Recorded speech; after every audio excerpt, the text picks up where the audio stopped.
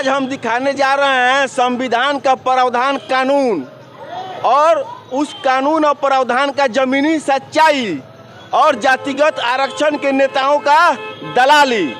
तो देखिए ये एक बच्चा है, देखिए क्या काम कर रहा है। जूता चप्पल सीता है, जूता चप्पल में पॉलिश करता है।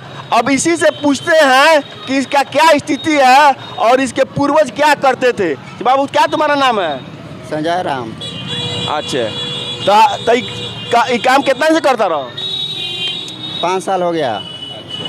तो तुम्हारे पिताजी क्या किया करते थे? यही काम करते थे। मतलब वो भी जूता चप्पल ही सीते थे? अच्छा, तुम्हारे दादाजी? हमारे दादाजी यही काम करते थे। वो भी यही करते थे। अच्छा, तुम लोग कौन जाति से हो तुम?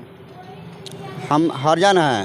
अच्छा, हरिजन माने ये जाति कौन जाति है? हरिजन में कौन जाति है तुम? चमार। चमार है।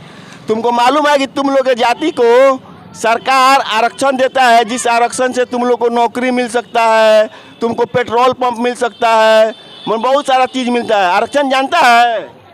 नहीं, मालूम नहीं। तो देखिए कि आरक्षण क्या चीज़ है, आरक्षण कौन जानवर का नाम है, इसको मालूम भी नहीं है। जबकि आरक्षण का सही हकदार ये है, ना कि रामविलास पासवान थे और उनके बेटा चिराग पासवान है।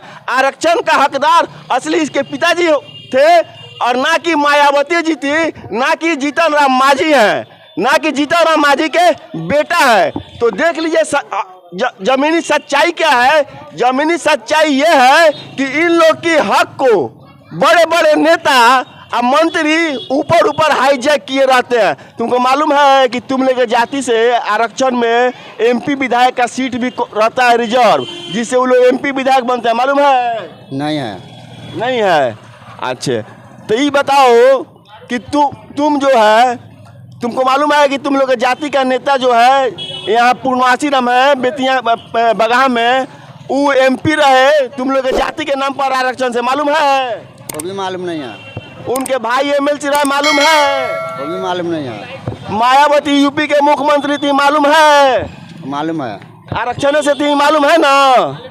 जीतन राम मांझी मुख्यमंत्री थे, आरक्षण से विधायक हैं, उनके बेटा मंत्री है। मालूम है?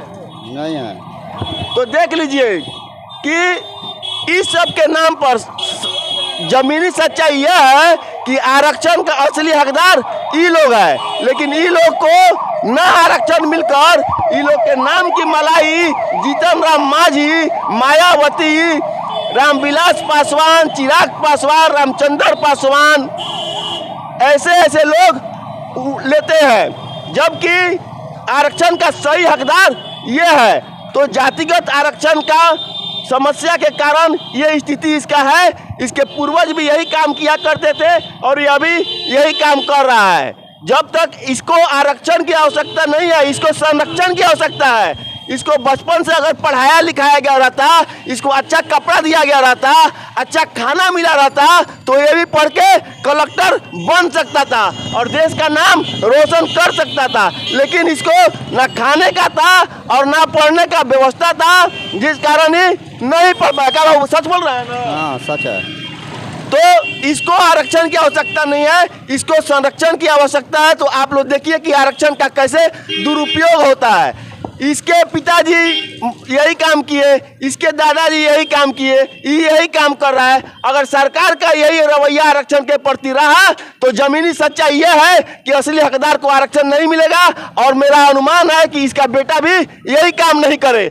लेकिन अब यही हम कहेंगे कि 3 पुश्त से यही काम कर रहा है और बड़े बड़े नेता रामविलास पासवान, चिराग पासवान, रामचंद्र पासवान, मायावती, जीतन राम मांझी, जीतन राम मांझी के बेटा, ये सभी लोग सोना का मुकुट पहन के इन जैसे लोगों के नाम पर घूम रहे हैं और उनके बच्चे भी घूमेंगे और घूमते हैं। लेकिन अब आप ही लोग निर्णय कीजिए, ये जातिगत आरक्षण क्या ऐसे लोगों के लिए बना है या जीतन राम मांझी, रामविलास पासवान, मायावती के लिए बना है? निर्णय आपके हाथ में है, सवाल मेरा है। निर्णय आप अपना कमेंट बॉक्स में बताइएगा। जय हिंद, जय बिहार।